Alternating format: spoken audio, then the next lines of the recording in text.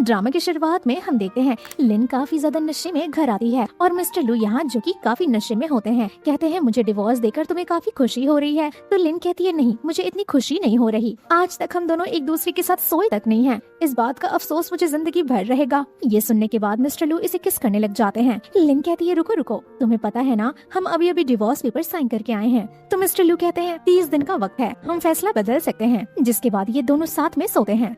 अगली सुबह लिन उठती है और अपने बगल में छोटा बच्चा दिखती है। कहती है तुम मेरे बिस्तर तक कैसे आए। नेक्स्ट सीन में लिन सच में सवाल करती है क्या सच में ऐसा हो सकता है, मैं कल रात तुम्हारे साथ सोई और तुम छोटे बच्चे बन गए, क्या सच में तुम लू ज़ैंग हो। यहाँ मिस्टर लू कहते हैं कि तुम्हें पता है ना, अगर हम दोनों में से किसी को भी पहले प्यार होता है तो उसे 10 मिलियन देना होगा, ये हमारे एग्रीमेंट में है। और अगर तुम्हें बिलीव नहीं हो रहा है कि कल रात मैं ही था और मैं ही लू ज़ैंग हूँ, तो मैं बता सकता हूँ तुम्हारे कमर पे कैसा बर्थ मार्क है। ये सुनकर लिन कहती है प्लीज चुप हो जाओ, तुम्हारे मुँह से ऐसी बातें सुनकर मुझे ऐसा लग रहा है मैंने कोई क्राइम कर दिया है। कहती है मुझे एक्सप्लेन करो कि आखिर हो क्या रहा है।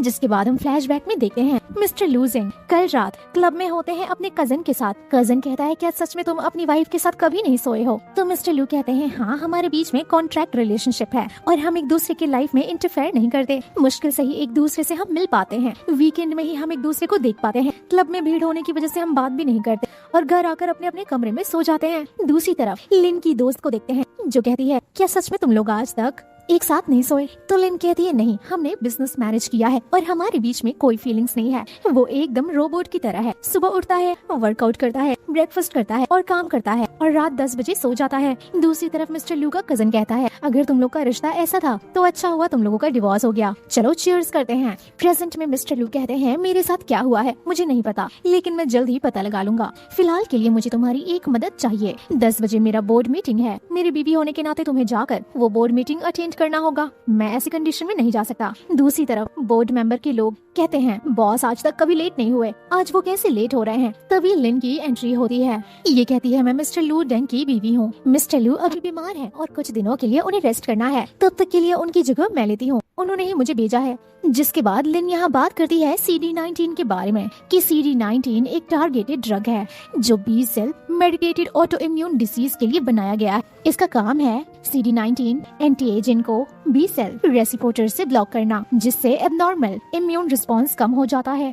दूसरी तरफ मिस्टर लू ये सब देख कर कहते हैं ये तो काफी कॉन्फिडेंट लग रही है, इजिली हैंडल कर लेगी। तभी यहाँ बोर्ड मेंबर लू ज़ैंग के अंकल कहते हैं कि मुझे अभी पता चला है कि ये दोनों कल डिवोर्स के लिए अप्लाई कर चुके हैं, तो तुम यहाँ पर डिस्कशन करने कैसे आ सकती हो, ये ऑथराइजेशन डॉक्यूमेंट फेक है ना। लेकिन लिन कहती है हम डिवोर्स करते हैं या नहीं ये हमारा पर्सनल मैटर है, लेकिन CD19 प्रोजेक्ट वो प्रोजेक्ट है जिसमें लू ज़ैंग ने सबसे ज्यादा मेहनत की है। लेकिन अंकल कहते हैं भावनाओं से पेट नहीं भरता और न ही घर चलता है, ये जो ड्रग है एक रेयर डिसीज के लिए है, इसका कोई मार्केट नहीं है और इसे बनाकर हमारे ग्रुप को कोई खास प्रॉफिट नहीं होने, और अगर लॉस होता है तो रिस्पॉन्सिबिलिटी कौन लेगा। और तभी मिस्टर लू ज़ैंग पीछे से कहते हैं कि मैं लूंगा रिस्पॉन्सिबिलिटी।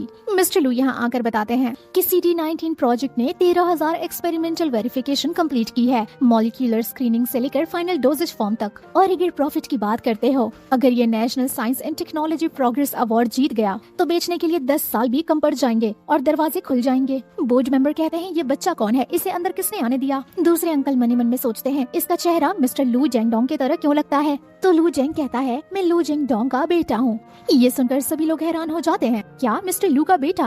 तभी दूसरे अंकल कहते हैं कि तुम जरूर नाजायज बच्चे होगे, लेकिन मिस्टर लू कहते हैं कि आप DNA टेस्ट करा सकते हैं, हमारी टेक्नोलॉजी में 20 मिनट के अंदर अंदर DNA टेस्ट हो जाता है। और यहाँ लिन अंकल का बाल निकाल कर दे देती है DNA टेस्ट कराने के लिए। बोर्ड मेंबर्स देखते हैं कि लू परिवार के साथ इसका बायोलॉजिकल रिपोर्ट 99% है। जिसके बाद लिन कहती है कि आप लोगों को मेरे ऊपर सवाल उठाना बिल्कुल सही है, लेकिन मिस्टर लू का बेटा उसके ऊपर आप सवाल नहीं उठा सकते। तो अब आप लोग CD19 क्लिनिकल प्रपोज के लिए वोट करें। और सारे बोर्ड मेंबर CD19 के लिए वोट करते हैं। इन लोगों की जीत होती है और ये लोग घर आते हैं। लिन कहती है आज मैं काफी ज्यादा थक गई हूँ। लिन कहती है वैसे आगे तुम्हारा क्या प्लान है। तो मिस्टर लू कहते हैं ट्रीटमेंट प्लान रिसर्च करूंगा और कॉज इन्वेस्टिगेट करूंगा और जल्द से जल्द सॉल्यूशन ढूंढूंगा।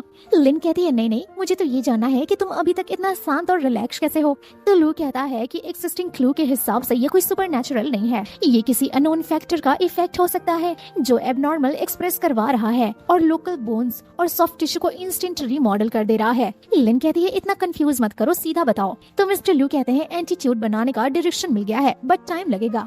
लिन कहती है अच्छा ठीक, लेकिन अब तुम इतने दिन कहाँ रहोगे और कंपनी का क्या होगा? तो मिस्टर लू कहते हैं तुम्हें थोड़ा टाइम कंपनी संभालना होगा। लिन कहती है एक दो बार तो ठीक है, लेकिन इतना लंबा ड्रामा मैं नहीं हैंडल कर पाऊंगी, मुझे न्यूज हेडलाइन में नहीं आना है। लिन कहती है लेकिन अगर ये सब ग्रैंडपा को पता चला तो क्या होगा? तभी नेक्स्ट सीन में ग्रैंडपा आ जाते हैं और कहते हैं मुझे मेरे ग्रेट ग्रैंडसन से मिलने दो जरा। लेकिन मिस्टर लू दूर हट जाते हैं और लिन कहती है ये थोड़ा शर्मिला है। ग्रैंडपा कहते हैं मैं तुम्हारा ग्रेट ग्रैंडपा हूँ, तुम्हारा नाम क्या है? तो लिन इसका निकनेम केके बताती है और पूरा नाम लू केबे।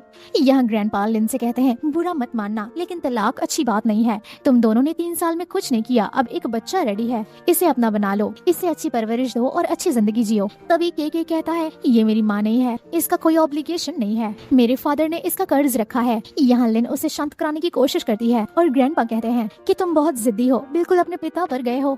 ग्रैंडपा कहते हैं लू जेंगडोंग को बुलाओ, मुझे उससे मिलना है। ये कहती है वो आज बीमार है, उन्हें रेस्ट करने दीजिए। तो ग्रैंडपा कहते हैं वो मरे या जिए, आज मुझे उससे मिलना है, और वो उसे घर में ढूंढने चले जाते हैं। लू कहता है उन्हें ढूंढने दो, उन्हें कुछ नहीं मिलेगा, वो खुद चले जाएंगे। तभी अचानक से लू के दिल में दर्द होता है और कहता है प्लीज मुझे मेरे कमरे में ले चलो। दूसरी तरफ ग्रैंडपा के आदमी कहते हैं हमने उसे हर जगह ढूंढ लिया, वो घर में नहीं है। तभी लिन आती है, कहती है काफी लेट हो चुका है, मैं आपकी बात उससे कल करवा दूंगी, अब जाइए आराम करिए। तभी ग्रैंडपा को अंदर से आवाज आती है, वो दोबारा तलाशी की ऑर्डर देते हैं। तभी दूसरा सिक्योरिटी कहता है हमने पूरे घर के कैमरा की खोजबीन कर ली है, हमें पता चला है वो सुबह से रात तक घर आए ही नहीं है। लेकिन ग्रैंडपा नहीं मानते और वो लिन को रास्ते से हटने के लिए कहते हैं ताकि वो तलाशी ले सके। ये लोग इसे जबरदस्ती यहाँ से हटाते हैं। लिन चिल्लाना शुरू करती है। तभी मिस्टर लू जैंग पीछे से आवाज लगाते हैं और कहते हैं आप लोग क्या ड्रामा कर रहे हो? तो ग्रैंडपा कहते हैं थोड़ा सा बीमार क्या हो गए, मीटिंग अटेंड क्यों नहीं करने आए? मिस्टर लू कहते हैं अगर आपके अरेंज किए हुए लोग नहीं होते तो मैं हर मीटिंग अटेंड करता हूँ। ग्रैंडपा यहाँ काफी गुस्से में होते हैं। मिस्टर लू कहते हैं अगर आप सच में मेरा अच्छा चाहते हैं तो आप घर जाकर रिटायरमेंट एंजॉय करिए। ग्रैंडपा कहते हैं मुझसे ऐसे बात करने की हिम्मत? ग्रैंडपा कहते हैं तूने तो अपने बाप की भी जान ले ली और अब चाहता है मैं भी रिटायरमेंट में मर जाऊं। ये सुनकर लिन सोचती है कि लू के पिता तो एक एक्सीडेंट के दौरान मरे थे। वो कहती है ग्रैंडपा लू जिंगडोंग की तबीयत ठीक नहीं है, आपको अभी जाना चाहिए। ग्रैंडपा यहाँ से चले जाते हैं। लिन कहती है अब तो तुम रिकवर हो चुके हो, तो अब शायद मेरी जरूरत नहीं है, इसीलिए कुछ ही दिनों में हमें अपना डिवोर्स फाइनलाइज करना चाहिए। लेकिन मिस्टर लू कह रहे हैं कि हम बिना सोए एक दूसरे के साथ डिवोर्स ले रहे हैं, क्या तुम्हें ये नुकसान नहीं लग रहा? तो मिस्टर लू कहते हैं मार्केट रूल के हिसाब से किसी टारगेट एसेट में ड्यू एलिगेंस करने का क्या मतलब होता है? ये सुनकर लिन कहती है ये आदमी हर चीज को बिजनेस की तरह क्यों ट्रीट करता है? यहाँ मिस्टर लू कहते हैं एग्रीमेंट के हिसाब से क्या मैं तुमसे 10 million yuan breach of contract compensation मांग सकता हूँ? लिन कहती है कल रात पहले कदम मैंने उठाया था, लेकिन फिर उसके बाद दोनों लोग आउट ऑफ कंट्रोल हो गए थे, देखो तुमने मेरे गले पर निशान भी छोड़ा है। मिस्टर लू डोंगजोंग इसके करीब आते हैं और कहते हैं क्या तुम मुझे पसंद करती हो? ये देख कर लिन हैरान हो जाती है और कहती है मेरा छोड़ो, तुम अपना बताओ, क्या तुम मुझे पसंद करते हो?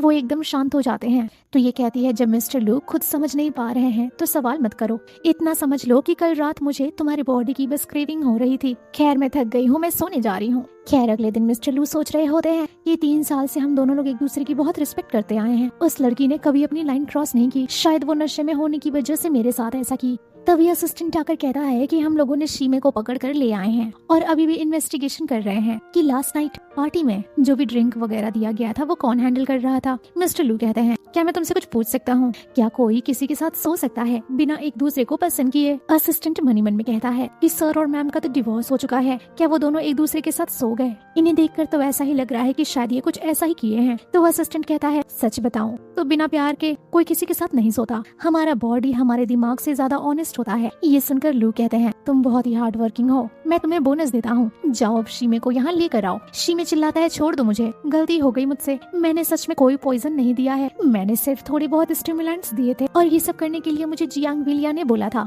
उसे पता है कि तुम और सिस्टर इन लॉ डिवोर्स कर चुके हैं और वो इस चीज का फायदा उठाना चाहती थी।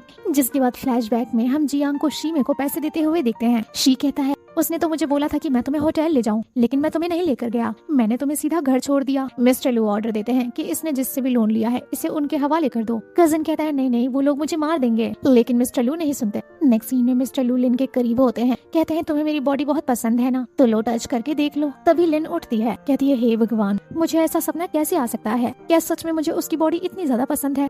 खैर नेक्स्ट सीन में लिन लू से कहती है कि ये लो दूध पियो और ब्रेकफास्ट करो, तो वो मना करता है। लिन कहती है देखो तुम कॉफी नहीं पी सकते क्योंकि तुम्हारी एज अभी बहुत छोटी है, तुम्हारी तबीयत खराब हो सकती है। वेल ये बताओ कि तुम वापस से नॉर्मल कैसे हुए थे और वापस से बच्चे कैसे बन गए। तो मिस्टर लू बताते हैं कि ये रात 11 बजे ही नॉर्मल हो सकते हैं और सुबह 7 बजे वापस से बच्चे बन जाएंगे। उस ड्रग की वजह से ये सब हो रहा है। लिन कहती है ये सब ड्रग की वजह से हो रहा है। मन ही मन में कहती है थैंक गॉड, मुझे तो लग रहा था मेरे साथ सोने की वजह से ये बच्चा बन गया। सवाल करती है क्या तुम्हें पता चला कि तुम्हें ड्रग किसने दिया था। कहता है कि अभी हम लोग इन्वेस्टिगेशन कर रहे हैं। जिसके बाद ये इसके मुंह पे खाना लगा हुआ देखती है तो कहती है लो अपना मुंह पोछो, अंदर से बड़े हो लेकिन बाहर से तो बच्चे हो। जिसके बाद लिन कहती है कि ये सब देखकर मुझे लग रहा है कि मुझे तुम्हारी और हेल्प करनी होगी। तो मिस्टर लू कहते हैं हाँ, अगर कोई रात की मीटिंग होती है तो मैं वो अटेंड करने की कोशिश करूंगा, बाकी के लिए मुझे तुम्हारी हेल्प की जरूरत पड़ेगी। ये कहती है मेरा क्लब भी आजकल बहुत बिजी चल रहा है, मैं उसे इग्नोर तो नहीं कर सकती। तो ये सवाल करता है तुम अपने क्लब से मंथली कितना कमा लेती हो। तो ये बताती है तुम्हारे कंपनी के हिसाब से तो बहुत छोटी कंपनी है लेकिन फिर भी more than $1 million प्रॉफिट करती हूँ हर महीने। तो मिस्टर लू कहते हैं मेरी मदद करो, मैं तुम्हें डबल प्रॉफिट दूंगा। लिन मान जाती है और डील डन करती है। जिसके बाद हम लू को देखते हैं जो कि अपना रिसर्च स्टार्ट करता है और दूसरी तरफ हम लिन को देखते हैं जो कि कंपनी हैंडल करना शुरू करती है। साथ में इतना सारा काम करने की वजह से वो टायर्ड हो जाती है, फिर भी लिपस्टिक लगाकर अपने चेहरे पे मुस्कान लाती है और मीटिंग अटेंड करती है। तभी लिन को मैसेज आता है जल्दी से ओल्ड हाउस आओ, ग्रैंडपा यहाँ फिर से आ गए हैं। जिसके बाद लिन यहाँ से फटाफट निकलती है। दूसरी तरफ मिस्टर लू जो कि बाथटब में छुपे होते हैं, उनके दिल में काफी दर्द हो रहा होता है। असिस्टेंट ग्रैंडपा से कहता है कि वो बाथरूम का दरवाजा खोल ही नहीं रहे हैं, आधा घंटा से ऊपर हो चुका है। ग्रैंडपा उसे देखने जाते हैं। तभी लिन आ जाती है, कहती है मैं यहाँ केके को लेने आई हूँ। ग्रैंडपा कहते हैं हाँ वो बाथरूम में है, चलो उसे साथ में लेकर आते हैं। लिन कहती है मैंने बताया था ना कि वो बहुत ही शर्मीला है, शायद वो बहुत ही नर्वस है इसलिए दरवाजा नहीं खोल रहा। जिसके बाद लिन लू से मिलने आती है, कहती है मिस्टर लू मुझे माफ करना, मैं लेट हो गई। मिस्टर लू वापस से बड़े हो चुके होते हैं। तभी ग्रैंडपा आवाज लगाते हैं के बाहर आओ। लिन कहती है मैं हैंडल करती हूँ। वो ग्रैंडपा से कहती है दोपहर में वो बहुत खेल रहा था, उसे नींद आ गई इसीलिए वो आप लोगों की आवाज नहीं सुन पाया। ग्रैंडपा कहते हैं बटलर को बुलाओ, उसे बेडरूम में भिजवाओ ताकि वो आराम से सो जाए। कहती है नहीं उसकी नींद बहुत कच्ची है, अगर आप लोग उसे छुएंगे तो वो जाग जाएगा और एम्बैरेस्ड हो जाएगा, इसे यही सोने दीजिए, मैं आपकी फेवरेट चाय बनाती हूँ और चलिए चलकर हम लोग चेस खेलते हैं। तो ग्रैंडपा कहते हैं तुम बिल्कुल सही कह रही हो, तुम बहुत अच्छा खेलती हो, मुझे तुम्हारे साथ खेलना है। फाइनली मिस्टर लू रिलैक्स फील करते हैं। खैर नेक्स्ट सीन में रात को लिन आती है, कहती है दरवाजा खोलो, कल सुबह के लिए मैं कपड़े लेकर आई हूँ। लेकिन मिस्टर लू इसे पकड़ लेते हैं और कहते हैं चलो साथ सोते हैं। ये सोचती है ग्रैंडपा यही है, क्या इसे बिल्कुल भी डर नहीं लगता। लिन बहुत ही नर्वस फील करती है, कहती है मैं आजकल बहुत ही काम कर रही हूँ, मैं चलती हूँ, मैं बहुत थक गई हूँ, मुझे आराम करना है। नेक्स्ट सीन में लिन सोच रही होती है क्या सच में मुझे लू ज़ेंग पसंद करता है, लेकिन ऐसा कैसे हो सकता है, 3 साल से उसके दिल में मेरे लिए कोई फीलिंग्स नहीं थी, तो अभी कैसे हो सकती है। दूसरी तरफ मिस्टर लू कहते हैं लिन मेरी कितनी चिंता करती है। ये सब देखकर मुझे बचपन की याद आती है। जिसके बाद फ्लैशबैक में दिखाया जाता है एक लड़की आती है मिस्टर लू के पास, कहती है लो कैंडी खाओ, उदास होने की जरूरत नहीं है, तुम्हारा नाम क्या है। तो ये बोलता है मेरा नाम लू ज़ेंग है, और तुम्हारा क्या नाम है। तो ये कहती है मेरा नाम लिन है।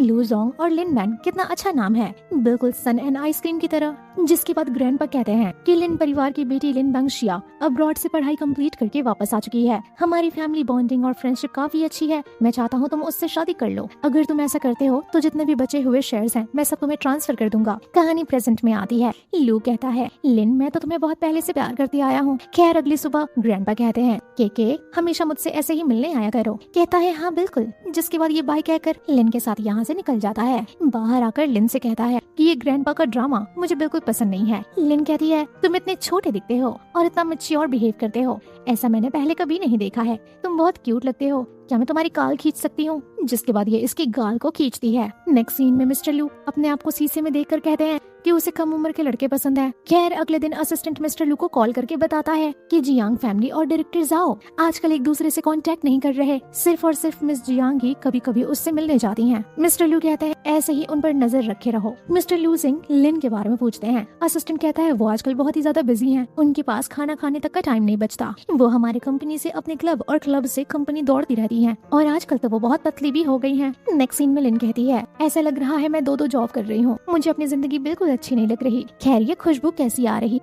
और देखती है, कहती है ओह माय गॉड इतनी बड़ी कंपनी का सीईओ खाना बना रहा है। मिस्टर लू कहते हैं हाँ मैंने कुछ स्पेशल बनाया है, चलो ट्राई करके बताओ। कहती है तुम्हें नींद नहीं आ रहा क्या। तो मिस्टर लू कहते हैं मुझे इंसोमिनिया है, मुझे ज्यादा नींद नहीं आती। लिन मनी मन में सोचती है मैं दिन भर मेहनत करती हूँ और ये घर पर खाना बनाता है और स्टडी करता है, लेकिन खाना इसे काफी टेस्टी लगता है। मिस्टर लू कहते हैं तुम्हारे मुंह पर खाना लगा है और टिश्यू पेपर से साफ करने लग जाते हैं। लिन कहती है आप जानते हो ना हमारा डिवोर्स हो चुका है, तो मेरे साथ फ्लर्ट करने की जरूरत नहीं है। मिस्टर लू कहते हैं मैं कोई फ्लर्ट नहीं कर रहा, बस मुझे गंदगी पसंद नहीं, इसीलिए मैं तुम्हारा मुंह साफ कर रहा था। ये सुनकर लिन सोचती है क्या मैं इससे गंदगी लग रही हूँ। खैर नेक्स्ट सीन में लिन देखती है कि मिस्टर लू शावर खराब कर देते हैं। मिस्टर लू कहते हैं वो मैं फिक्स कर रहा था, मुझे नहीं पता था कि ऐसा कुछ हो जाएगा। लिन मनी मन में कहती है इतना बड़ा साइंटिस्ट है लेकिन इसे नल भी फिक्स नहीं करने आता। कहती है रुको रुको किसी को बुला कर लाती हूँ, पहले पानी के फ्लो को रोकना होगा। जिसके बाद ये कॉल करके कह रही है रूम नंबर 101 में प्लम्बर चाहिए, हमारा शावर खराब हो गया है। तभी दूसरी तरफ शावर इतना ज्यादा खराब हो जाता है कि मिस्टर लू भीगने लग जाते हैं और लिन आकर ठीक करने की कोशिश करती है, लेकिन ये दोनों लोग यहाँ भीग जाते हैं। मिस्टर लू लिन को बहुत प्यार से देख रहे होते हैं और कहते हैं तुमने कहा था कि तुम्हें मेरी बॉडी बहुत पसंद है, मेरी बॉडी का तुम यूज कर सकती हो। लिन कहती है इसे क्या हो गया है, ऐसे मोमेंट पर ऐसी बातें क्यों कर रहा है। जिसके बाद मिस्टर लू लिन को किस करने जाते हैं, लेकिन तभी प्लम्बर आ जाता है। नेक्स्ट सीन में लिन कहती है तुम्हें हॉट शावर लेना चाहिए और अपने कपड़े बदल लेने चाहिए, नहीं तो सर्दी लग जाएगी। मिस्टर लू कहते हैं ठीक है मेरा इंतजार करो, मैं तुरंत आता हूँ। ये सोचती है कि मैं क्यों इंतजार करूं, कहीं ये सच में रोमांस तो नहीं करेगा। लिन इंतजार करती है। लू कहते हैं चलो पहले चलकर खाना गर्म करते हैं। लिन कहती है तुमने तो मुझे इंतजार करने को कहा था।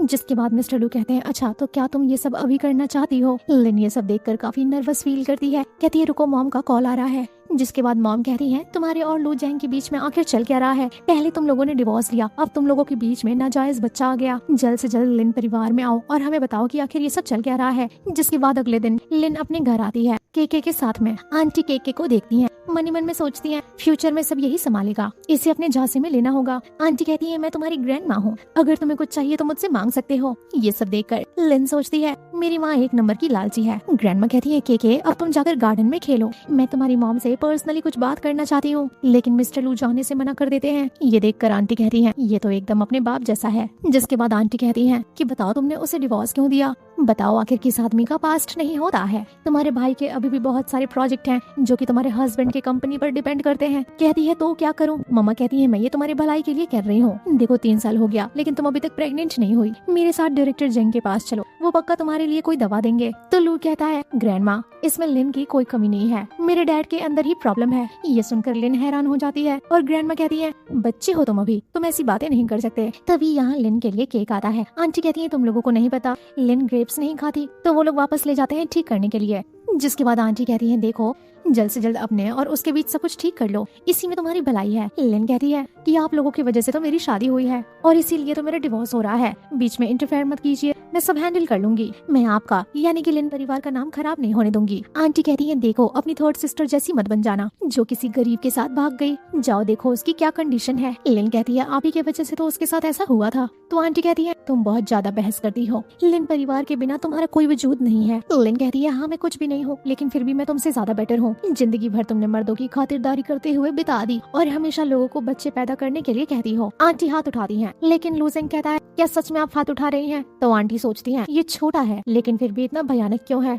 आंटी कहती है निकल जाओ यहाँ से। लिन कहती है हाँ मैं आना भी नहीं चाहती थी और वो यहाँ से चली जाती है, रोते हुए ड्राइविंग करती है। मिस्टर लू को काफी बुरा लगता है। लिन कहती है कोई नहीं, मेरे साथ ऐसा हमेशा होता है। रात के वक्त लिन सोच रही होती है अगर मैं उससे पूछूंगी कि वो मुझे पसंद करता है तो वो मुझे सीधे सीधे नहीं बताएगा, छोटा होने के बावजूद भी मेरे ही मॉम के सामने मुझे प्रोटेक्ट कर रहा था। जिसके बाद ये परेशान होकर कहती है खैर छोड़ो जाने दो, मैं कुछ ज्यादा ही सोच रही हूँ, हमारा डिवोर्स हो जाएगा और हम अपने अपने रास्ते चले जाएंगे। तभी लू आवाज लगाता है मैंने कुछ बनाया है। जब ये बाहर आती है तो ढेर सारा केक देखती है ग्रेप से डेकोरेटेड। फ्लैशबैक में दिखाता है कि इसकी मम्मा कभी भी लिन को ग्रेप्स नहीं खाने देती थी। कहती है तुम्हें कैसे पता कि मुझे ये पसंद है, मैंने ग्रेप्स खाना बंद कर दिया था क्योंकि मैं बहुत डरती थी, लिन फैमिली मुझे अलाउ ही नहीं करती थी खाने के लिए। जिसके बाद फ्लैशबैक में दिखाया जाता है लिन छोटे भाई को अंगूर खिलाती है, उसके गले में अटक जाता है और आंटी आकर उसकी पिटाई करती हैं। कहानी प्रेजेंट में आती है। लिन कहती है उस इंसिडेंट के बाद मेरा भाई तो बच गया था, लेकिन मेरी मॉम मुझे हमेशा मारने की कोशिश करती थी। मेरी मॉम की 7 बेटियां थी,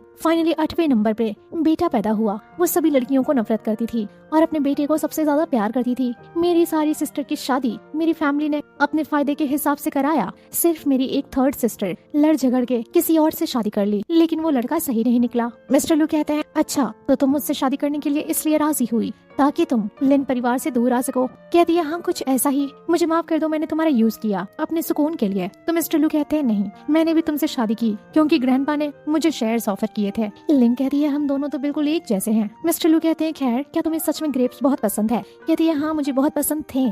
तो मिस्टर लू कहते हैं कि साइकोलॉजी में इसे मेमोरी रिकंसोलिडेशन कहते हैं। अगर नए तरीके से तुम अपने ट्रॉमा पर काम करोगी तो मे भी शायद तुम हील हो सकती हो। जिसके बाद मिस्टर लू इसके करीब आते हैं। लिन कहती है क्या सच में ये मुझे इस तरह से ग्रेप्स खिलाने वाला है? धीरे धीरे करके लिन अंगूर खाने लग जाती है, जिसके बाद ये दोनों लोग एक दूसरे को किस करना शुरू कर देते हैं। मिस्टर लू कहते हैं क्या हमें बेडरूम में चलना चाहिए? तुम बोलो तो काउच पे भी चल सकते हैं। जिसके बाद मिस्टर लू इसे बेडरूम में लाते हैं। सुबह सुबह लिन जाती है। मिस्टर लू कहते हैं कहाँ जा रही हो? कहती है मैं दूसरे रूम में जा रही हूँ, मैं नहीं चाहती कि सुबह सुबह मैं तुम्हें बच्चा बनते हुए देख लूं, फिर से मुझे ट्रॉमा मिल जाएगा। मिस्टर लू कहते हैं कोई बात नहीं, मैं जाकर गेस्ट रूम में सो जाता हूँ, तुम यहीं सो। जिसके बाद मिस्टर लू चले जाते हैं। लिन सोचती है क्या सच में मैं अपने एक्स हस्बैंड के साथ फिजिकल रिलेशनशिप कर रही हूँ? इतना रिस्की रिलेशनशिप तो कोई डायरेक्टर भी नहीं लिखेगा। नेक्स्ट सीन में लिन की दोस्त कह रही है क्या डिवोर्स होने के बाद तुम लोग फिजिकल हो गए? तो लिन कहती है चुप रहो, किसी को बताना मत, ये कैफे लू ग्रुप का है, कोई सुन न ले। दोस्त कहती है एक बार तुम अपने आप को देखो, तुम क्या कर रही हो? तुम लोगों की शादी में कोई फीलिंग्स नहीं था, फैमिली ने अरेंज किया था। तो लिन कहती है मुझे भी नहीं पता ये मेरे साथ क्या हो रहा है, लेकिन उसे ऐसा लगता है कि मुझे उसकी बॉडी पसंद है, उसे ये शक नहीं है कि मैं उसे पसंद करती हूँ, तो इसीलिए मुझे डरने की जरूरत नहीं है। दोस्त कहती है तुम लोगों का डिवोर्स हो गया, तुम लोग साथ में सो रहे हो, तुम लोग फीलिंग के बारे में कोई डिस्कशन भी नहीं कर रहे हो, सच में तुम लोग बहुत घटिया हो। तभी लिन केके को किसी लड़की के साथ देख लेती है, उसे काफी गुस्सा आता है और वो कैफे से भाग जाती है। रात के वक्त लिन को काफी ज्यादा ओवरथिंकिंग हो रही होती है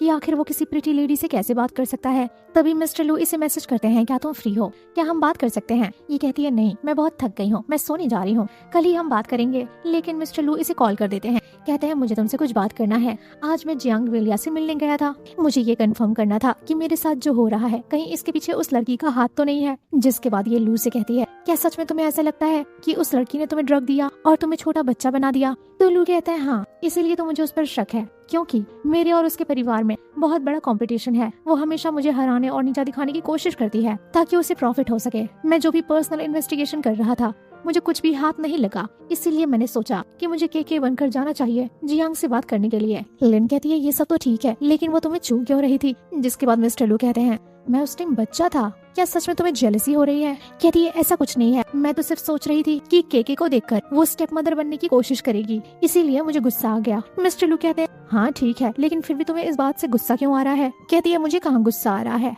मिस्टर लू कहते हैं तो फिर तुम सुबह सुबह गुस्से में क्यों चली गई? लिन कहती है मैं बहुत ही ज्यादा बिजी थी, कंपनी जाना था, क्लब जाना था, बहुत सारे काम होते हैं। ये सब सुनकर मिस्टर लू कहते हैं हाँ तुम बहुत थक गई हो, चलो मैं तुम्हें मसाज देता हूँ। ये सुनकर तो लिन और भी ज्यादा नर्वस हो जाती है और कहती है अगर इसने मुझे मसाज दिया तब तो मैं और भी ज्यादा थक जाऊंगी। यहाँ लिन उठती है और कहती है मैं इसे मना क्यों नहीं कर पाती, रोक क्यों नहीं पाती? कहीं ऐसा तो नहीं कि मैं इसे पसंद करने लग गई हूँ? नहीं नहीं, मैं ये सब नहीं कर सकती, मुझे अपनी माँ की तरह अरेंज मैरिज में फंसे नहीं रहना है। एंड यहाँ से उठकर चली जाती है। वेल अगले दिन लिन ऑफिस में होती है। यहाँ मिस्टर वू आकर कहते हैं मैडम अगर आप फ्री हो गई हैं तो चलिए हम ड्रिंक करते हैं। लिन कहती है मिस्टर लियो आपने कुछ ज्यादा पी ली है, मैं किसी को भेजकर आपको घर छुड़वा देती हूँ। ये कहता है तुम मेरे साथ चलो, मैं तुम्हें 3 ब्रांच का पैसा दूंगा। लिन कहती है आप गलत लड़की से पंगा ले रहे हो। तो ये कहता है मैं लेना चाहता हूँ, मैं देखना चाहता हूँ तुम क्या हो। तभी लू आता है और कहता है ये रिकॉर्डिंग तुम्हें जेल भिजवा सकती है, अपना हाथ दूर रखो। ये आदमी कहता है ये बच्चा कौन है, भगाओ इसे यहाँ से। लिन कहती है ये मेरा बेटा है। तो ये कहता है क्या हुआ अगर तुम्हारे पास बेटा है, जरूर तुम्हारा हस्बैंड यूजलेस होगा, इसीलिए तो तुम दिन रात इतना बाहर घूमती हो और मेहनत करके पैसे कमाती हो। लू कहता है मेरे डैड बेंचिंग ग्रुप के प्रेसिडेंट हैं, बताओ क्या आप उनसे बात करना चाहते हो? आदमी कहता है मुझे शायद कुछ ज्यादा नशा हो गया है, मैं चलता हूँ। जिसके बाद लिन कहती है दिखने में तो तुम काफी छोटे हो, लेकिन तुम्हारा दिमाग बड़ों जैसा है। मिस्टर लू कहते हैं ऐसे लोगों को सबक सिखाना जरूरी है, बताओ तुम लॉयर से कब बात कर रही हो? ये कहती है नहीं नहीं छोड़ो जाने दो, ऐसे लड़के तो मिलते रहते हैं। जिसके बाद इसे कॉल आता है और कहती है मुझे कुछ जरूरी काम है, मैं तुमसे रात में मिलती हूँ। नेक्स्ट सीन में हम देखते हैं लिन कहती है तुम अभी तक मेरा यहाँ इंतजार कर रहे थे। लिन सोचती है ये काफी गुस्से में लग रहा है, कहीं गुस्से में मेरा क्लब न बंद करा दे। लेकिन मिस्टर लू इसकी तारीफ करते हैं और कहते हैं तुम बहुत ही टैलेंटेड हो, जिस तरह से तुम काम को कंट्रोल करती हो, ड्रिंक करने के बाद भी मैनर में बात करती हो, ये काबिले तारीफ है। जिसके बाद लिन कहती है मैं तुमसे कुछ कहना चाहती हूँ, हम लोग फिजिकल होते हैं लेकिन मुझे ऐसा लगता है कि शायद मैं तुम्हें पसंद करती हूँ। ये सुनते मिस्टर लू पब्लिकली इसे किस करते हैं। कहती है मुझे सिगरेट की स्मेल आ रही है। तो मिस्टर लू कहते हैं डोंट वरी, मैं पीना छोड़ दूंगा। कहती है चलो घर चल के करते हैं। खैर नेक्स्ट सीन में लिन कहती है मुझे भरोसा नहीं होता कि मैंने उसे कन्फेस कर दिया कि मैं उसे पसंद करती हूँ। मुझे बहुत शर्म आ रही है, मैं क्या करूँगी अब। लू कहता है ब्रेकफास्ट रेडी है। यहाँ मिस्टर लू कहते हैं कि आज CD19 का क्लिनिकल रिपोर्ट सेशन है और वो तुम्हें अटेंड करना होगा। ये लो, ये फाइल में सारी डिटेल्स हैं, तुम्हारे स्पीच के की पॉइंट्स भी मैंने लिखवा दिए हैं। जिसके बाद ये कंपनी आती है। रिपोर्टर्स हल्ला करते हैं मैडम हमें ऐसा न्यूज मिला है कि मिस्टर लू एक्चुअल बीमार नहीं है, उनके ऊपर किसी तरह का ड्रग रिएक्शन हुआ है। क्या ये सच है? कुछ लोगों का तो ये भी कहना है कि वो कभी काम नहीं कर पाएंगे और पब्लिकली नहीं आ पाएंगे। लिन कहती है वो सच में बीमार है और वो घर बैठकर ऑनलाइन काम कर रहे हैं और रात में वो सारे इमरजेंसी मीटिंग भी अटेंड करते हैं। एक लड़की सवाल करती है कि वो दिन में बाहर क्यों नहीं आते, प्लीज हमें जवाब दीजिए, नहीं तो हमें बिलीव नहीं होगा। तभी हम लोग यहाँ मिस्टर लू को देखते हैं। वो यहाँ आकर कहते हैं आप लोगों का जो भी सवाल है वो मुझसे करिए, मेरी बीवी को परेशान करना बंद करिए। तभी दूसरी तरफ हम एक टोपी वाले आदमी को देखते हैं जो कह रहा है अच्छा बच्चों तो ये ठीक हो गया। नेक्स्ट सीन में लिन लू के साथ कमरे में आती है। कहती है क्या तुम्हारा एंटीडोट काम कर गया? तो ये कहता है नहीं, ये सिर्फ स्टेबलाइजर है, मैं सिर्फ 3 घंटे तक ऐसे रह सकता हूँ, लेकिन फिर भी इस ड्रग के मैकेनिज्म का मुझे पता लग गया है, जल्द ही रियल एंटीट्यूड में बना लूंगा। लिन सोचती है इसके ठीक होने के बाद मैं इसके कोई काम के नहीं रह जाऊंगी। नेक्स्ट सीन में लिन कहती है 3 दिन हो गया मिस्टर लू, अभी तक तुमने कोई जवाब नहीं दिया, क्या मिस्टर लू को मेरे साथ सिर्फ फिजिकल रिलेशनशिप रखना है? तभी यहाँ जियांग आती है। कहती है देखो देखो के तुम्हारी आंटी ने तुम्हारे लिए क्या लाया है, लिमिटेड एडिशन टॉयज, मेरे साथ अम्यूजमेंट पार्क चलो, मैंने खरीदा है, सारे बच्चों को पसंद आता है, तुम्हें भी पसंद आएगा। लिन कहती है जबरदस्ती करना बंद करो, यहाँ से खुद निकल कर जाओगी या सिक्योरिटी गार्ड को बुलाना पड़ेगा। जियांग कहती है कि तुम्हारा तो डिवोर्स हो चुका है, लू परिवार तुम्हें निकाल कर फेंक देगा, तुम होती कौन हो बीच में बोलने वाली, तुम्हारे डिवोर्स होने के बाद जेंग डोंग तो मुझसे ही शादी करेगा। लेकिन लिन कहती है ऐसा कभी नहीं होगा। तो जियांग इसे थप्पड़ मारती है, बदले में लिन भी मारती है। जियांग कहती है तुम्हारी हिम्मत कैसे हुई मुझे थप्पड़ मारने की? तो लिन कहती है मेरा अभी तक तलाक नहीं हुआ है और अभी से मेरे हस्बैंड पर नजर डाल रही हो, सबक सिखाना तो जरूरी है। जिसके बाद लिन कॉन्ट्रैक्ट फाड़ती है, जियांग के डैड को कॉल करती है और कहती है आपकी बेटी यहाँ आकर कॉन्ट्रैक्ट फाड़ दी और वो यहाँ लोगों के साथ बदतमीजी भी कर रही है, आप उसे हैंडल करोगे या फिर मैं पुलिस को बुलाऊं? जियांग कहती है तुम बहुत पछताओगी और वो यहाँ से चली जाती है। रात के वक्त मिस्टर लू अपने असिस्टेंट से कॉल पर कहते हैं कि कल से जियांग फैमिली के कॉम्पिटिटर्स में ढेर सारा इन्वेस्टमेंट करो, 3 महीने के अंदर अंदर मैं चाहता हूँ जियांग ग्रुप पूरी तरह से बर्बाद हो जाए। लिन कहती है तुमने तो कहा था कि उसका कोई लेना देना नहीं है ड्रग से, तो फिर उसके साथ तुम इतना गलत क्यों कर रहे हो? तो मिस्टर लू कहते हैं क्योंकि उसने तुम पर हाथ उठाया इसीलिए ऐसा कर रहा हूँ। तो ये सवाल करती है क्या तुम मुझे लाइक करते हो? लेकिन मिस्टर लू कुछ नहीं कह पाते। ये सवाल करती है तुम मुझे इसीलिए पसंद करते हो, बीमारी की वजह से, किस लिए पसंद करते हो, मुझे रीजन दो। ये मन ही मन में सोचता है मुझे तो पता भी नहीं है कि कल मेरे बॉडी के साथ क्या हो जाए, मैं तुम्हें ऐसा बोलकर तुम्हारी पूरी जिंदगी बर्बाद नहीं कर सकता। लिन कहती है कोई बात नहीं, शायद मैं ही ज्यादा सोच रही थी। नेक्स्ट सीन में लिन अपने आप से कहती है कि मैं इस चीज की उम्मीद कैसे लगा सकती हूँ कि वो मुझे लाइक करेगा, मैं भी तो फायदे के लिए ये शादी की थी, तो जैसे को तैसा मिलता है। खैर अगले दिन हम देखते हैं कि लू जेंग के मॉम का कॉल आता है और नेक्स्ट सीन में ये आंटी से मिलने आती है। आंटी कहती है मुझे माफ करना, मुझे नहीं पता था मेरा बेटा इतना घटिया होगा, मुझे माफ करना, तुम्हें ये सब झेलना पड़ रहा है। आंटी कहती है शादी कोई बिजनेस डील नहीं होता है, लेकिन अगर तुम्हें फिर भी डिवोर्स चाहिए तो मैं लू जेंग का आधा प्रॉपर्टी के एसेट्स तुम्हें दिलवाऊंगी, बताओ तुम्हें क्या चाहिए। तभी आंटी को खांसी आता है, ये पूछती है क्या हुआ? तो आंटी बोलती है कि आजकल मैं CD19 ड्रग ले रही हूँ, तो शायद उसी का रिएक्शन है। लिन हैरान होती है क्या आप CD19 ले रही हैं? इन दोनों लोगों को CD19 दिया गया है। आंटी कहती है ये बच्चा के है। मन मन में कहती है ये बिल्कुल मेरे बेटे जैसा दिखता है। आंटी कहती है बेटा तुम जाओ गार्डन में टहलने, मैं लिन से कुछ बात करना चाहती हूँ। जिसके बाद मिस्टर लू डेंग यहाँ से जाते हैं। आंटी कहती है मैं जानती हूँ मेरा बेटा most of the time heartless behave करता है, लेकिन जब वो छोटा था तो वैसा बिल्कुल नहीं था। उसके पिता ने लू परिवार छोड़ दिया ताकि वो मुझसे शादी कर सके। हमारे पास कुछ भी नहीं था जब हमने शुरुआत की थी। जब लू जेंग 12 साल का था तभी उसके पिता अनएक्सपेक्टेडली दुनिया छोड़कर चले गए। उसके ग्रैंडफादर ने सारा इल्जाम मुझ पर डाल दिया कि ये सब मेरी वजह से हो रहा है और वो मेरे बेटे लू जिंग डोंग को भी नफरत करते हैं। धीरे धीरे करके मैं बीमार पड़ गई और बेंचिंग पूरी तरीके से बिखर गया। जैसे ही मेरा बच्चा लू जिंग डोंग 16-17 साल का हुआ, धीरे धीरे वो सारा बोझ अपने सर पे उठाने लग गया। मैं बस इतना चाहती हूँ कि तुम दोनों कभी भी अलग ना हो। उस दिन मेरा बेटा मेरे पास आया था, मुझसे कह रहा था कि उसे बहुत डर लगता है कि क्या पता तुम उसके साथ खुश नहीं रहती। तो देखो बेटा ऐसा बिल्कुल नहीं है कि वो तुम्हें लाइक नहीं करता। खैर नेक्स्ट सीन में मिस्टर लू सोच रहे होते हैं मेरी मॉम ने लिन से क्या बातें की होंगी, ये पूछता है। तो लिन कहती है उन्होंने कहा तुम्हें स्कूल भेजने के लिए, अब और लेट नहीं कर सकते। तुम्हारी मॉम ने ये भी बताया जब वो यंग थी तो रिसर्च करने में बहुत टाइम वेस्ट होता था, धीरे धीरे करके वो बीमार पड़ गई, जिसके बाद वो सही टाइम पर तुम्हें कभी स्कूल नहीं ले जा पाई। लेकिन अब वो केके के साथ ऐसा नहीं करना चाहती। नेक्स्ट सीन में आंटी और लिन केके को स्कूल छोड़ने आते हैं। आंटी कहती हैं मैं तुम्हारी ग्रैंडमा हूं ना, तुम अच्छे से पढ़ाई करना, मैं तुम्हें ढेर सारी ट्रीट दूंगी और तो और तुम्हें लेने के लिए भी आऊंगी। जिसके बाद ये स्कूल जाता है। नेक्स्ट सीन में दोस्त कहती है तुम इतना खुश क्यों लग रही हो, क्या तुम और तुम्हारा एक्स हस्बैंड दोनों लोग पैचअप कर लिए? लिन कहती है बिल्कुल नहीं, लेकिन मुझे ऐसा लगता है कि मैं अब उसे बहुत अच्छे से अंडरस्टैंड करने लग गई हूँ। कल मैं उसकी मॉम से मिलने गई थी, उन्होंने मुझे लू के बचपन के बारे में बताया। दोस्त कहती है देखो मैं बहुत के ड्रामा देखती हूँ, मुझे पता है जितने भी कंपनी के सीईओ होते हैं वो इमोशनलेस होते हैं, हर स्टोरी की सेम पैटर्न। तो बताओ अब तुम लिन क्या करोगी? लिन कहती है अभी मैंने डिसाइड नहीं किया है, ये बहुत मुश्किल डिसीजन है। दोस्त कहती है मोस्ट ऑफ द टाइम के ड्रामा में ऐसे टाइम पर सेकंड में लीड की एंट्री होती है, सेकंड में लीड को देखकर फर्स्ट मेल लीड का प्यार जाग उठता है। तो ये कहती है मैं सेकंड मेल लीड कहाँ से ढूंढ के लाऊं? दोस्त कहती है ये मेरी जिम्मेदारी है। जिसके बाद लीन कहती है ठीक है, अब मैं अपने बेटे को स्कूल से लेने जा रही हूँ। जिसके बाद ये लेने आती है और देखती है केके किसी लड़की के साथ है। लड़की कहती है क्या मैं तुम्हारे घर जा सकती हूँ, मुझे होमवर्क करना है। ये देखकर लिन सोचती है जहाँ भी जाता है लड़की पटा लेता है। तभी लिन थोड़ा करीब आती है, वो नोटिस करती है इस बच्चे की कंडीशन कुछ ठीक नहीं है और उसे अपने साथ चलने के लिए बोलती है। तभी दूसरी तरफ हम टोपी वाले शख्स को दोबारा देखते हैं जो कि ये कहता है कि तुम ज्यादा दिन तक छुप नहीं पाओगे। नेक्स्ट सीन में लिन उस बच्ची को अपने घर लेकर आती है। ये लड़की बताती है इसका कोई दोस्त नहीं है, पहली दफा ये किसी के घर आई है। तो लिन कहती है सच्चे दोस्त किस्मत वालों को मिलते हैं। तभी लू फ्रूट्स लाता है खाने के लिए और वो इस लड़की को खिलाती है। ये बच्ची कहती है मैडम क्या आप मुझे ये प्रॉब्लम सॉल्व करने में हेल्प कर देंगी? वो बहुत ट्राई करती है। लिन कहती है बहुत दिन हो गया मैथ्स पढ़े, कुछ याद नहीं आ रहा। तभी मिस्टर लू पीछे से आते हैं और कहते हैं ये तो बहुत इजी है, पूरा का पूरा सॉल्व कर देते हैं, उस लड़की को एक्सप्लेन कर देते हैं।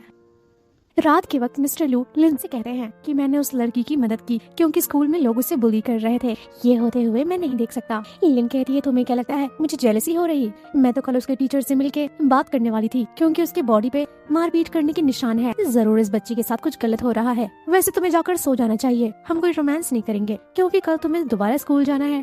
खैर रात के वक्त लिन अपने दोस्त के साथ होती है। दोस्त कहती है इनमें से तुम किसी को भी चूज कर सकती हो, सब हैंडसम है, सब केपेबल है। तो लिन कहती है क्या ये सब करना जरूरी है? दोस्त कहती है तुम चाहती हो ना कि तुम्हें पता चले कि लू तुम्हें पसंद करता है या नहीं, तो ये सब करना पड़ेगा। तो वो यहाँ सबसे जवान लड़के यान को चूज करती है। दोस्त कहती है क्या तुम्हें ऐसे लड़के पसंद है? ये कहती है मैंने इसे इसलिए चूज किया है ताकि ये ज्यादा ट्रबल ना करे। दोस्त कहती है ठीक है, आज रात मैं तुम्हारे हस्बैंड को बोल दूंगी कि तुम घर लेट जाओगी। जब वो तुम्हें इस लड़के के साथ देखेगा तो उसकी फीलिंग बाहर आ जाएगी और तुम्हें प्रपोज करेगा और किस करना शुरू कर देगा। तभी लिन को किसी का कॉल आता है और कहती है माफ करना, आज के लिए प्लान कैंसिल करना होगा। दूसरी तरफ लू जो कि हॉस्पिटल में होता है कहती है माफ करिएगा, हमारे स्कूल वालों की गलती है। कल जिस लड़की को बुली किया जा रहा था उसके दुश्मन लू के पीछे पड़ चुके हैं, उन लोगों ने आज लू को धक्का दे दिया। लिन कहती है प्लीज उन बच्चे के पेरेंट्स को इन्फॉर्म करिए कि हमारे लू ग्रुप की पर्सनल टीम उन सबसे एक एक करके मिलने आएगी। जिसके बाद लू कहता है मुझे जल्दी घर लेकर चलो, 11 बजने वाला है। नेक्स्ट सीन में हम देखते हैं लू कहता है जब मैं पानी में था तो मैं बहुत डर गया था, मुझे लग रहा था कि मेरी कंडीशन बिल्कुल डैड जैसी हो जाएगी और मैं कभी वापस नहीं आ पाऊंगा। उस वक्त मैं सिर्फ 2 चीज के बारे में सोच पा रहा था। तो लिन कहती है क्या चीज? मैंने अपनी मॉम को रिकवर होते हुए नहीं देखा है अभी तक। इन सेकेंड कि मैंने तुम्हें अभी तक नहीं बताया कि मैं तुमसे प्यार करता हूँ। ये सुनकर लिन को काफी रिलीफ मिलता है। ये कहती है तुम अपने पास्ट के बारे में बता सकते हो। तो ये बताते हैं कि डैड लू परिवार छोड़कर आए थे और वो मेरे मॉम के साथ छोटे से लेबोरेटरी से स्टार्ट किए थे, जिसके बाद धीरे धीरे करके उन्होंने इतनी बड़ी कंपनी बनाई। उसी वक्त मैं मम्मा के पेट में था। मेरे पेरेंट्स बहुत खुश थे, सब कुछ अच्छा चल रहा था, लेकिन जब मैं 12 साल का हुआ मेरी वजह से डैड इस दुनिया में नहीं रहे, उनकी मौत हो गई। फ्लैशबैक में हम देखते हैं लू कहता है मैं जिद कर रहा था डीप सी फिशिंग करने के लिए, लेकिन फिर मैं ओशियन में गिर गया। मेरे डैड ने मेरी जान बचाई, लेकिन फिर वो कभी वापस नहीं आ पाए। जिसके बाद से ग्रैंडपा मुझे और मेरी मॉम को ब्लेम करना शुरू कर दिए कि हम दोनों की वजह से मेरे डैड की मौत हुई है, हम दोनों ने उन्हें मारा है। जिसके बाद से मेरी माँ बीमार पड़ना शुरू हो गई। हमारे अंकल ने इस चीज का फायदा उठाया। धीरे धीरे करके वो बेंचिंग पावर को पूरी तरीके से खत्म करना चाहते थे, लेकिन मैंने पूरी कोशिश की कि ऐसा कभी ना हो। मेरे डैड ने बहुत मेहनत करके ये सब बनाया है, मैं कुछ भी बिखरने नहीं दूंगा। मैंने उन सबको हराया। लिन कह रही है मुझे बताओ अगर तुम्हारा बच्चा ओशियन में गिरेगा तो क्या तुम उसे बचाने जाओगे, ये जानते हुए कि जान को खतरा है? तो ये बोलता है हाँ जरूर जाऊंगा। तो ये कहती है एग्जैक्टली तुम्हारे डैड ने भी वैसा ही किया। डैड अभी सभी स्वर्ग से तुम्हें देख रहे होंगे और तुम पर प्राउड फील कर रहे होंगे। तुम अपने आप को दोष देना बंद करो, तुम्हारी वजह से डैड को कुछ नहीं हुआ। जिसके बाद लू कहते हैं, मैं जानता हूँ तुमने मुझसे शादी की ताकि तुम्हें सिक्योरिटी मिल सके, प्रोटेक्शन मिल सके। हमारी कंपनी में जो भी हो रहा है इसका बर्डन मैं तुम्हारे सर पे नहीं देना चाहता और तुम्हें परेशान नहीं करना चाहता। लिन कहती है, तुम बहुत ज्यादा सोचते हो, जिंदगी बहुत छोटी है, मे बी कल ही मेरा एक्सीडेंट हो जाए, इसीलिए मैं सिर्फ अपने दिल की सुनती हूँ। मिस्टर लू कहते हैं, ऐसा मत बोलो, मैं तुम्हें कुछ नहीं होने दूंगा। लिन कहती है, मिस्टर लू अगर आप मेरे लिए केज हो तो मैं जिंदगी भर इस केज में कैद होना पसंद करूंगी। जिसके बाद मिस्टर लू लिन को हक करते हैं। रात के वक्त लिन स्विमिंग पूल के पास आती है और कहती है, पिछली दफा तुमने मेरा डर निकाला था मुझे अंगूर खिलाकर, तो मुझ पर भरोसा करो, मैं तुम्हारा डर निकालूंगी। ये इसके पास आकर किस करती है, कहती है, डरो मत, मेरा हाथ पकड़ो और मेरे साथ आओ। स्विमिंग पूल में लेकर जाती है और उसे किस करना शुरू करती है। मिस्टर लू मनी मन में कह रहे होते हैं कि प्यार एक बहुत ही पावरफुल चीज है, बड़े से बड़े डर को निकाल सकती है और बड़े से बड़े ट्रॉमा को इरेज कर सकती है। खैर अगली सुबह लिन कहती है, देखो मॉम की कंडीशन पहले से बहुत अच्छी हो गई है। वेल तुम्हें एक बात बताना था, वो जो लड़की जिसे सब बुली कर रहे थे उसे नए स्कूल में ट्रांसफर करा दिया गया है, वहाँ वो बहुत ही खुश है। तभी मिस्टर लू को कॉल आता है, कहते हैं इमरजेंसी मीटिंग है। लिन कहती है, मैं साथ चलूंगी। यहाँ सभी लोग कह रहे होते हैं कि इस ड्रग की वजह से एक लोगों की मौत हो चुकी है, उसकी फैमिली कंपनी के बाहर आकर हंगामा कर रही है, जल्द ही मीडिया वाली हमारी कंपनी की बैंड बजा देगी। लिन कहती है, ब्लेम करने से अच्छा होगा कि आप सोचो सॉल्यूशन क्या है। मिस्टर लू कहते हैं, 48 आवर्स के अंदर अंदर मैं पता लगाऊंगा कि इस ड्रग में क्या प्रॉब्लम है। सब कुछ मेरी निगरानी में हो रहा था, मेरे हिसाब से ऐसा कुछ होना नहीं चाहिए था, और अगर ऐसा कुछ हुआ है तो मैं उसकी रिस्पॉन्सिबिलिटी लेने के लिए तैयार हूँ। लेकिन हाँ, अगर कोई मुझे फंसाने की कोशिश कर रहा है तो मैं उस पर थोड़ी सी भी दया नहीं दिखाऊंगा। सभी लोग यहाँ से चले जाते हैं। लिन कहती है, तुमने देखा, प्रॉब्लम सॉल्व करने की जगह सब तुम्हारे पीछे पड़ रहे हैं। मिस्टर लू कहते हैं, गुस्सा मत करो, उन सबकी पुरानी आदत है। और किस करने जाते हैं, ये कहती है, ये कॉन्फ्रेंस रूम है, अभी सबसे ज्यादा जरूरी बात ये है कि हम इस टॉपिक को सॉल्व करें। मिस्टर लू कहते हैं, चलो मैं तुम्हें किसी से मिलाने ले चलता हूँ। जिसके बाद मिस्टर लू कहते हैं, मिलो इनसे, इनका नाम है लीके, बेंचिंग के चीफ रिसर्चर है ये, और मेरे कॉलेज क्लासमेट भी। जिसके बाद लीके कहता है, चलो डाटा देखते हैं। कहता है, CD19 किसी की जान ले सके, ये मिलियन में से किसी एक लोगों के साथ होने के चांसेस हैं, और ये भी तभी होगा जब उस बंदे की मेडिकल कंडीशन बहुत खराब होगी, वो जानबूझकर कुछ एक्स्ट्रा मेडिसिन लेगा एंड CD19 लेगा, तब जाकर ऐसा होने के चांसेस हैं। यानी कि ये सब करने के लिए प्री प्लान करना होगा। तो मिस्टर लू कहते हैं, लेकिन जिस आदमी के साथ ये हुआ है उसकी बॉडी तो सीमेंटेड हो चुकी है, हम लोग अब कुछ नहीं कर सकते, हम लोग पता नहीं लगा सकते कि उसकी बॉडी के साथ क्या हुआ था। मिस्टर लू कहते हैं, कोई बात नहीं, भले ही कोई सबूत ना बचा हो, मैं पूरा इन्वेस्टिगेशन कराऊंगा, सारे मेडिकल रिपोर्टर से बात करूंगा, सारे मेडिकल की दुकानों से बात करूंगा। खैर जिसके बाद दोस्त कहता है, ये तो वही लड़की है जिसे तुम डिवोर्स देने वाले थे। तो मिस्टर लू कहते हैं, हाँ लेकिन हम डिवोर्स नहीं ले रहे हैं। तो लीके कहता है, अच्छा कंपनी में यही सब चल रहा है, मुझे ये सब सुनने में आया था, तुम्हारा वो इलिजिमेट चाइल्ड भी फेक है। मिस्टर लू कहते हैं, तुम इतना ज्यादा नोजी कब से हो गए। तो लीके कहता है, अरे मैं तो सिर्फ पूछ रहा हूँ। खैर रात के वक्त मिस्टर लू लिन से कहते हैं, ये सब लू जेनिया ने कराया है, ये जो बंदे की मौत हुई है उसे टर्मिनेटल कैंसर था, वो अपनी फैमिली की हेल्प करना चाहता था, पैसे वैसे के लेन देन के चक्कर में फ्रॉड में फंसा हुआ था, तो इसीलिए उसने अपने साथ ऐसा कुछ किया, उसे पैसे दिए गए ताकि हमारी कंपनी का नाम भी खराब हो सके। लिन कहती है, हमें ये चीज रिपोर्ट करनी चाहिए। तो मिस्टर लू मना करते हैं, कहते हैं, अगर अभी हम रिपोर्ट करेंगे तो CD19 के लॉन्च को काफी प्रॉब्लम होगी। लिन कहती है, मेरे पास एक आइडिया है। जिसके बाद नेक्स्ट सीन में हम देखते हैं, लिन कहती है, देखिए ये CD19 पे कितना ज्यादा मेहनत कर रहा है, लेकिन बार बार अंकल अर्चन बन रहे हैं। जिसके बाद यहाँ लूजिंग यानी कि केके रोने लगता है। केके कहता है, मैं इतनी मेहनत कर रहा हूँ, मैं इतना ज्यादा लॉयल हूँ, ये लोग अगर बार बार ऐसे करेंगे तो ग्रैंडपा और ग्रैंडमा दोनों की हेल्थ इफेक्ट होगी, कंपनी इफेक्ट होगी, मैं ये सब नहीं देख पाऊंगा। तो ग्रैंडपा इसे शांत कराते हैं। केके और भी ज्यादा रोने लग जाता है और कहता है, मैं आज तक कभी ग्रैंडपा से नहीं मिल पाया, मेरी एक ही ग्रैंडमा है और मैं उन्हें प्रोटेक्ट नहीं कर पा रहा, शायद मैं काबिल ही नहीं हूँ। ये सब सुनकर ग्रैंडपा ऑर्डर देते हैं, लूजिनियो को मेरे पास लेकर आओ। जिसके बाद ल्यूजिन्यो यहाँ आता है और ग्रैंडपा उसे नील डाउन करने के लिए ऑर्डर देते हैं। ल्यूजिन्यो कहता है कि ये लोग मुझे फंसाने की कोशिश कर रहे हैं, ये बच्चा कुछ नहीं जानता और ये पूरा का पूरा इस लड़की के ऊपर डिपेंड हो रहा है, फ्यूचर में चल के बहुत ही बर्बादी होगी, इसीलिए मुझे ये सब करना पड़ा। ग्रैंडपा कहते हैं, तुमने जो भी गंदगी फैलाई है सब साफ करो, जिस पेशेंट ने हमारे ऊपर ये इल्जाम लगाया है उसकी फैमिली से जाकर डील करो और पब्लिकली उनसे एडमिट करवाओ कि उन लोगों ने क्या किया है। ये सब करने के बाद हमारे बिजनेस में दोबारा कभी इंटरफेयर मत करना, तुम्हारा जो भी शेयर था और इक्विटी था वो तुम्हें सब मिल जाएगा।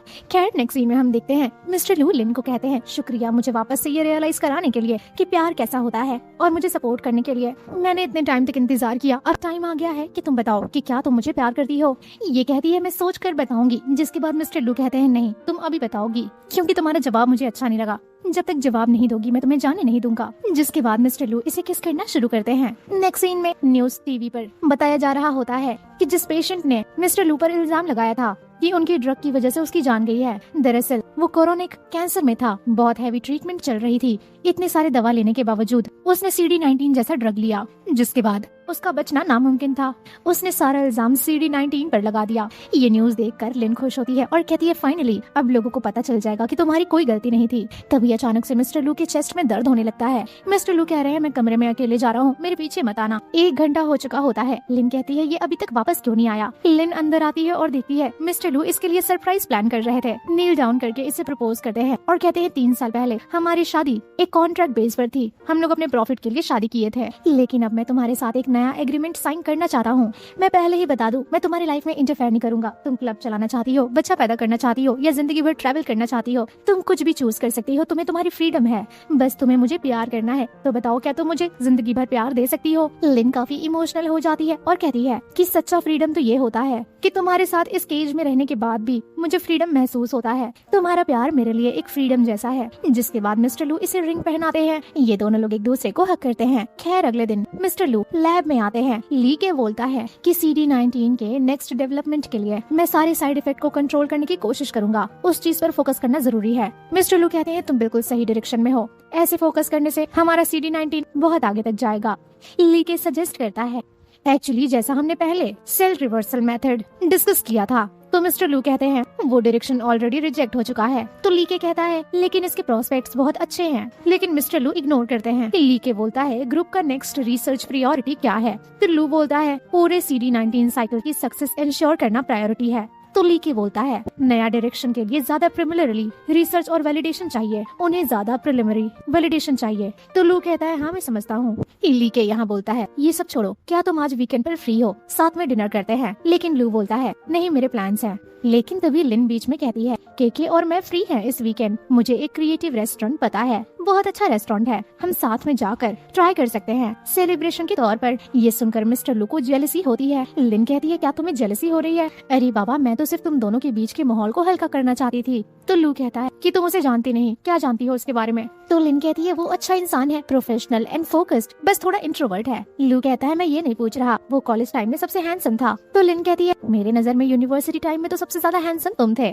तो मिस्टर लू कहते हैं अच्छा ठीक है ठीक है। तो लिन कहती है क्या तुम्हें जेलसी हो रही है। जिसके बाद ये दोनों लोग साथ में घर जाते हैं। नेक्स्ट सीन में हम रेस्टोरेंट का सीन देखते हैं, जहाँ लिन कहती है डॉक्टर ली के आज तो आप बड़ा स्टाइल में आए हैं। तो ली के शुक्रिया कहता है। मिस्टर ली के कहते हैं केके भी बहुत हैंडसम है, बिल्कुल अपने डैड की तरह। और वो केके से कहते हैं कि मैं तुम्हारा अंकल लगूंगा। तो केके उसे ओल्ड मैन कहता है। तो बेचारा ली के कहता है अरे नहीं मैं तो अभी इतना बुढ़ा नहीं हुआ हूँ। लिन कहती है अरे केके को मजाक करना बहुत पसंद है। तभी लिन पीछे एक क्वांटम मॉडल देखती है और कहती है ये थोड़ा स्टार ट्रेल और क्वांटम मॉडल जैसा लगता है। ये देखकर मुझे एक क्वांटम मॉडल की याद आ गई। ली के हैरान होता है कि लिन को इसके बारे में जानकारी है। लिन कहती है ये फील्ड बहुत ही नीचे है, लेकिन मेरा क्लब इसमें ऑपरेट कर रहा है।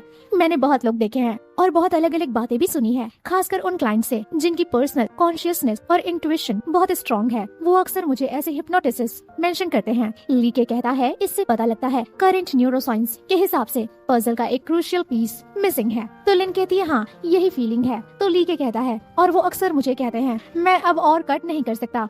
यहाँ लिन अपने क्लब की क्लाइंट्स के एक्सपीरियंस शेयर करती है और ली के को कंफर्म करती है कि इस पजल का एक क्रूशियल पीस मिसिंग है। तभी बीच में लू कहता है मॉम मेरा जूस खत्म हो गया है। ये सुनकर ये मनी मन में हैरान हो जाती है कि पहली दफा ये मुझे मॉम बोल रहा है। जिसके बाद ये लोग यहाँ पर चीयर्स करते हैं। लेकिन ली के से गलती से लू के ड्रेस पर कोल्ड ड्रिंक गिर जाती है। वो यहाँ से वॉशरूम में आती है क्लीन करने के लिए। लिन सोचती है कि लू जिंगडोंग तो एकदम बच्चों की तरह जेलस फील कर रहा है और इस वजह से वो बहुत क्यूट लग रहा है। जब वो बाहर आती है तो देखती कि दोनों लोग टेबल पर नहीं होते हैं। और नेक्स्ट सीन में ली के कहता है फाइनली मैंने कर लिया। और यहाँ लूजिंग बेहोश होता है। लूजिंग कहता है मुझे निकालो यहाँ से। तो ली के कहता है इतना चिल्लाओ मत, अपनी एनर्जी को बचा कर रखो। लूजिंग कहता है तुम्हें कब पता चला। तो ली के कहता है 1 महीने से मैं एनालाइज कर रहा हूँ, तुम सिर्फ रात में बाहर निकलते थे। और केके वो बच्चा जो कि सिर्फ दिन में दिखाई देता था। यहाँ ली के कन्फेस करता है कि उसने मेल लीड को ड्रग दिया ताकि वो अपना यूथ रिवर्सल एजेंट प्रूव कर सके। लिन कहता है तुमने ऐसा क्यों किया। तो ली के कहता है क्योंकि तुम H5 को लॉन्च होने से रोक रहे थे। मुझे प्रूव करना है कि मैं सही हूँ। मुझे एक इररिफ्यूटेबल सक्सेस स्टोरी चाहिए दुनिया को दिखाने के लिए। मेरा यूथ रिवर्सल एजेंट H5 और तुम बेंचन बायोटेक्नोलॉजी के प्रेसिडेंट, यंग, रिच और टॉप पर तुम परफेक्ट लिविंग एडवर्टाइजमेंट हो। लू कहता है मैंने ये प्रोजेक्ट बहुत पहले बंद कर दिया था और तुम्हारा ड्रग सक्सीड ही नहीं हुआ। बायोलॉजिकल रिदम सिर्फ पीरियोडिक इल्यूजन क्रिएट कर सकते हैं, रियल सेल्फ रिवर्स नहीं कर सकते। आगे बढ़ने से सिर्फ जेनेटिक कोलैप्स होगा। तो लीके कहता है तो मैं तुम पर टेस्ट करूंगा जब तक सक्सीड नहीं हो जाता। लाइव पॉडकास्ट तुम्हारे लिए रेडी है। कल सुबह दुनिया की हर इंसान तुम्हारा रिवर्सल प्रोसेस देखेगा। जेंगडोंग तुम्हें मुझे थैंक यू कहना चाहिए, मैंने तुम्हारे कपड़े बदले तुम्हें प्रेजेंटेबल रखने के लिए। लू बोलता है इम्पॉसिबल। लीके कहता है टाइम हो गया, लेकिन अभी तक तुम बदले क्यों नहीं। वो बार बार सवाल करता है तुम बच्चे क्यों नहीं बने। तो लू कहता है तुम क्रिएट कर सकते हो, मैं सॉल्व कर सकता हूँ। तुम एटमोस्ट जिस दिन डीले एजेंट डेवलप हुआ मैंने तुम्हें स्कूल बैग लेकर स्कूल जाते देखा अपनी आंखों से। यहाँ लीके कहता है तुम्हारे लिए रियल एंटीट्यूड डेवलप करना नामुमकिन है, सिर्फ कुछ दिनों में भूल जाओगी मैं कॉलेज में था, तुम हमेशा सेकेंड ही रहोगे। यहाँ लीके कहता है कि आज मैं ये प्रूव करके रहूंगा कि मैं तुमसे कम नहीं हूँ। तो लू कहता है रियल साइंस दुनिया को रोशन करने के लिए है, खुद को ताज पहनाने के लिए नहीं। तुमने कभी प्रोग्रेस परस्यू नहीं किया, बस दुनिया को दिखाने के लिए तुमने ये सब किया। यहाँ लीके कहता है मैंने यूथ रिवर्सल एजेंट H5 बनाया है। लाइव स्ट्रीम के दोस्तों मैं तुम्हें बता रहा हूँ रिवर्सल एजेंट रियल है, वो लोग बस तुम्हें फूल कर रहे हैं। ये रियल है, सच में रियल है। तभी लिन यहाँ आती है और यहाँ लीके को डिटेंशन किया जाता है। यहाँ लिन कहती है इसे जुडिशियल अथॉरिटीज के पास भेजो और प्रॉपर लीगल प्रोसीजर फॉलो करो। लीके कहता है प्लीज मुझे छोड़ दो, मेरा क्रिमिनल रिकॉर्ड नहीं होना चाहिए, हम बेस्ट क्लासमेट हैं, बेस्ट पार्टनर हैं, इतने साल की दोस्ती, प्लीज मुझे छोड़ दो। लेकिन लू कहते हैं तुमने मुझे ड्रग दिया, लैब में बंद कर दिया, क्या तुमने इस दोस्ती के बारे में सोचा लाइव स्ट्रीम के दौरान। अब तुम मॉरल ब्लैकमेल कर रहे हो, दोस्ती का नाम मेरे सामने अब मत लेना। तो लीके कहता है लू जेंगडोंग तुम मेरे यूथ के लिए भीख मांगोगे, रिवर्सल एजेंट रियल है, मैं जीनियस हूँ, मुझे छोड़ दो, मैं जीनियस हूँ। जिसके बाद लू जेंगडोंग H5 को डिस्ट्रॉय करने की बात करता है और कहता है ये एथिक्स वॉयलेट करता है, स्टेबिलिटी पुअर है और ह्यूमन बॉडी के लिए अनकंट्रोलेबल रिस्क है, इसीलिए चीजों को कम्प्लीटली डिस्ट्रॉय करना होगा। तो लिन कहती है मेरे पास एक आइडिया है, ये ड्रग के तौर पर फिजिबल नहीं है, तो क्या हम इसे कॉस्मेटिक में डेवलप कर सकते हैं। ये सुनकर लू सरप्राइज होता है और कहता है कुछ एंटी कॉस्मेटिक प्रोसेसर्स इतने महंगे हैं, लाखों खर्च होते हैं जो आम लोग अफोर्ड नहीं कर सकते। अगर लोगों की स्किन को सेफ और अफोर्डेबल तरीके से यंगर दिखाना पॉसिबल हो तो ये अनएथिकल नहीं होगा, बल्कि टेक्नोलॉजी के थ्रू लोगों को फायदा पहुंचाने का तरीका होगा। लिन खुश होती है और कहती है कि ये सुनने के बाद सबसे पहले तो मैं ऑर्डर करूंगी। जिसके बाद ये लोग घर के लिए निकलते हैं। रात के वक्त मिस्टर लू लिन के करीब आते हैं और कहते हैं आज सिर्फ रोमांस होगा, बहुत बातें और बिजनेस डिस्कशन हो गया। जिसके बाद ये इसे किस करना शुरू करते हैं। अगली सुबह लिन कहती है मेरे साथ ऐसे ही लेटे रहो, मुझे चिंता नहीं हो रही कि तुम फिर से छोटे हो जाओगे, ये पल मुझे महसूस करने दो। तभी लिन चिल्लाती है अब तो तुम नॉर्मल हो गए हो, हम लोग लोगों से क्या कहेंगे कि केके का बच्चा कहाँ गया। ग्रैंडपा केके की तलाश करेंगे। नेक्स्ट सीन में ग्रैंडपा कहते हैं क्या वो केके तुम थे। लिन कहती है ग्रैंडपा परेशान मत होइए, आपका ही बेटा है। ग्रैंडपा रोने लग जाते हैं और कहते हैं मुझे मेरा केके वापस चाहिए और उन्हें हार्ट अटैक आने लग जाता है। नेक्स्ट सीन में ग्रैंडपा सभी लोगों को रूम से बाहर निकाल देते हैं और लिन से कहते हैं केके के जाने के बाद मुझे बहुत अधूरा महसूस हो रहा है, जल्दी करो और मुझे ग्रेट ग्रैंडसन दो। लू जिंगडोंग को बोलना मैं उसे हमेशा सपोर्ट करता हूँ, बस उसके डैड की वजह से मैं उसे फेस नहीं करना चाहता। तो लिन कहती है लू जिंगडोंग जानता है कि आप उसे पसंद करते हैं और उसकी चिंता भी करते हैं, जरूरी नहीं है कि प्यार दिखाने से ही प्यार पता चले। नेक्स्ट सीन में ये दोनों लोग आते हैं अपना डिवोर्स वापस से लेने के लिए, यानी कि उस पेपर को रद्द करने के लिए, क्योंकि अब ये कभी डिवोर्स नहीं लेने वाले। इसी के साथ स्टोरी की हैप्पी एंडिंग होती है। तो हम मिलते हैं आपसे अगले वीडियो में, तब तक के लिए take care, bye bye and thank you for watching.